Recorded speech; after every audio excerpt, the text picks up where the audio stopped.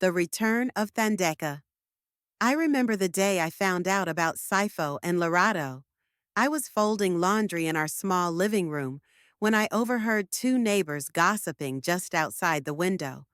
Their voices, hushed but filled with judgment, spoke of my husband's affair as if it was an open secret. I froze, every word a dagger in my heart.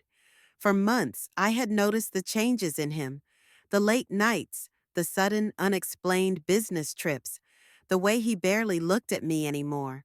At first, I blamed myself. Maybe I wasn't enough. Maybe I had let myself go after two children and years of putting my dreams on hold for his. But no, it wasn't me. It was him. Sipho had become a man I no longer recognized. It wasn't just the affair. It was the way he belittled me, as if I was nothing more than a maid in my own home. "Thandeka, you'll never understand business. Just leave it to the men," he'd say, dismissing me whenever I tried to help. He treated me like I was invisible, like I didn't matter. But I did matter, and soon he would know it too. I decided I wouldn't confront him right away. Sipho thought I was weak, that I'd never stand up to him. He didn't know me anymore. He didn't know the strength that years of sacrifice and silent endurance had built inside me. I began to plan my revenge, slowly, carefully. I wasn't going to scream and shout or throw his clothes out of the house like they did in the soap operas. No, I would take back my power in a way he would never see coming. First, I needed to understand the business that Sipho had so smugly guarded from me.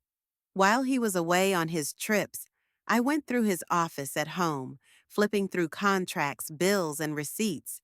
I was shocked by what I found: fraudulent deals, underpaid workers, and properties he had failed to register properly. Sipho was not just cheating on me, he was cheating everyone. That's when I knew how I would destroy him. I gathered every document that could incriminate him and quietly sought advice from a group of women I had met at a community meeting months before. These women were survivors of abuse, of poverty, of betrayal, and they had started an underground network to help each other rebuild their lives. They knew the law, they had connections, and now they were my allies. As I built my case, I also built my future. I used what little money Sipho had stashed away, thinking I didn't know about it, to start a small retail store in the township.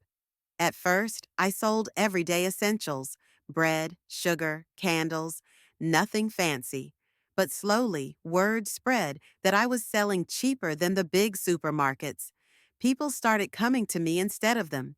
And soon, my business began to grow. Sipho was oblivious.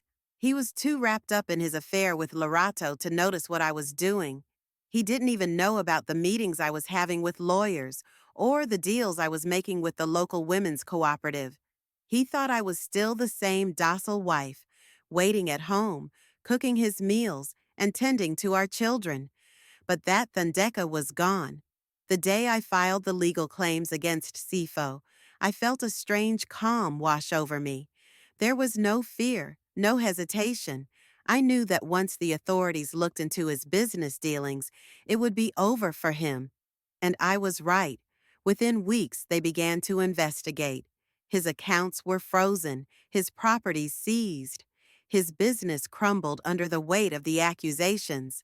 When Sipho finally realized what was happening, it was too late. Lerato left him the moment the money stopped flowing.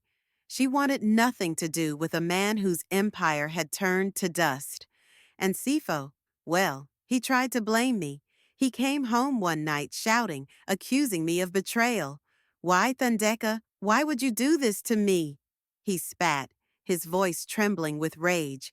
I looked him in the eye for the first time in years and said, "You did this to yourself, Sipho. You forgot who I am. You forgot that I'm more than just your wife. I am a mother, a woman, and a fighter." He left that night, and I haven't seen him since. They say he's living with a cousin in another township, trying to rebuild his life. But it doesn't matter. I've moved on. My store is thriving now, and I've become a leader in the women's cooperative.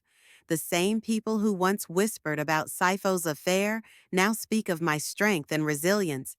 They respect me, not because of what I took from him, but because of what I built for myself. This wasn't just about revenge, it was about reclaiming my dignity, my worth. Sipho thought he could break me, but in the end, it was I who rose, stronger than ever. And I did it on my terms.